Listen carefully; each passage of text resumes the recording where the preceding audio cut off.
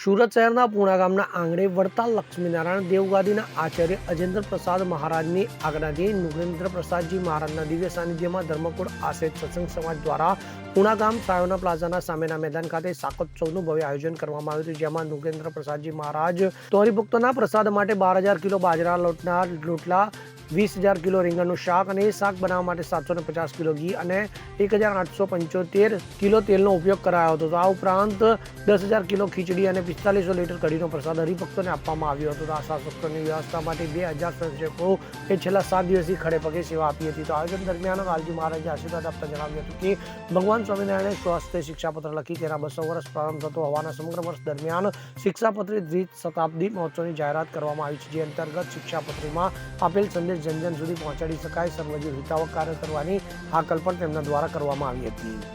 મહારાજશ્રી બંને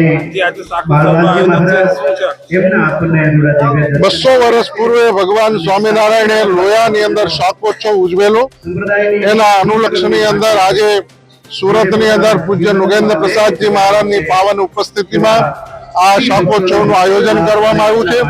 જે શાકોત્સવની અંદર 12,000 કિલો બાજરાના રોટલા બનાવવામાં આવ્યા છે અને 20,000 કિલો રીંગણાનું શાક બનાવવામાં આવ્યું છે. 750 કિલો ઘીની અંદર આ રીંગણાના શાકને વઘારવામાં આવ્યું છે.